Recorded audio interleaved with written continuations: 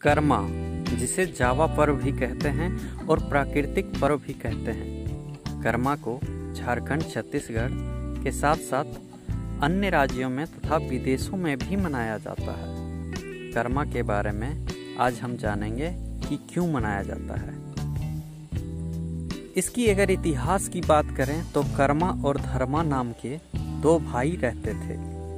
कर्मा की शादी हो जाती है और उसकी पत्नी जब गांव आती है तो वो थोड़ा अधर्मी टाइप की थी, और वो जब खाना बनाती थी तो खाना बनाने के बाद जो भात बनता है उसके बाद जो माड़ उससे निकाला जाता है उसको वो जमीन पे फेंक देती थी। और कर्मा जो था वो धरती को धरती माँ समझता था, तो वो बहुत ही क्रोधित हुआ और वो इसी क्रोध के बस से उस गांव को छोड़ के चला गया।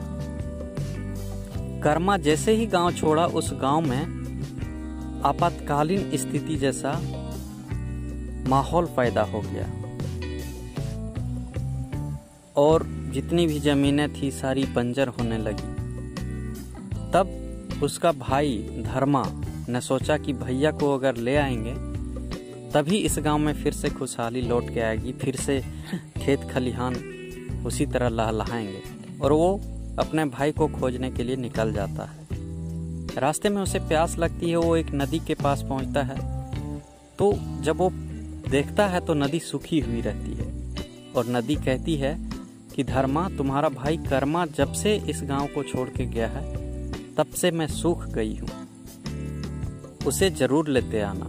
कुछ देर आगे जाने के बाद उन्होंने देखा एक आम का पेड़ है और उस पेड़ में सारे आम नीचे गिरे हुए हैं और सड़ रहे हैं। आम का वृक्ष बोलता है कि कर्मा जब से गया है तब से सारे फल वृक्ष से गिर गए हैं, उसे लेते आना। कुछ दूर जाने के बाद एक वृद्ध महिला मिलती है और वो कहती हैं कि मैं जब खाना बनाती हूँ और उतारना चाहती हूँ तो मेरा हाथ बर्तन में ही चिपक जाता है। इस तरह की कई अवधारणाएं थी। ये सारी बातों को सुनते हुए कर्मा जाता है एक बंजर भूमि में, रेगिस्तान की तरह भूमि थी, उसमें उन्होंने कर्मा से मुलाकात करता है और कहता है कि भैया चलिए अब गांव में इस तरह की बात हो रही है। कर्मा और धर्मा दोनों अपने गांव की ओर आने लगते हैं। सबसे पहले उसी वृद्ध महिला के पास पहुंचते हैं और उस महिला से कहते हैं कि तुमने कभी किसी भूखे को, गरीब को भोजन नहीं कराया, इसलिए तुम्हें ये दंड मिला था।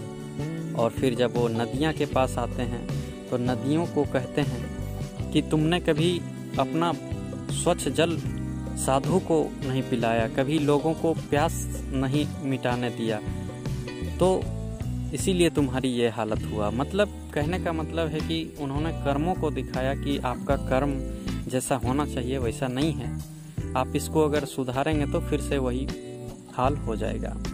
और जब वो गांव आते हैं तो एक तालाब के किनारे कर्मा की जो डाल होती है उसको लगा के और पूजा अर्चना करते हैं। तब से कर्मा मतलब कि मनाया जाता है। और बहुत लोगों का ये भी मानना है कि ये कर्मा जो हैं वो गोंड परिवार में जन्म लिए थे। तो ये सारी अवधारणाएं हैं, ये हमारे इतिहास बताते हैं। बेसिकली ये पर्व नेचर का है, प्रकृति से जुड़ा हुआ पर्व है। इसमें 6 या 8 दिन पहले जावा बोया जाता है जिसमें जौ का उपयोग किया जाता है और 8 दिन के अंदर में लगभग ये जौ अच्छे खासे बढ़ जाते हैं। और इसके जो व्रत होते हैं ये एकादशी, भादव माह के एकादशी दिन में मनाया जाता है। इस दिन निर्जला उपवास रखा जाता है बहनों द्वारा और ये फसल की अच्छी कामना को लेकर, भाई की लंबी उम्र को लेकर, इस अवधारणा से वो रात में कदम के डाल को पूजते हैं। और इसमें भी दोस्तों एक अलग अवधारणा है कि कदम का जो डाल है उसको एक कुल्हाड़ी से ऐसा काटना है कि वो जमीन पर ना गिरे और एक ही बार में वो कट जाए, ये भी अवधारणा है।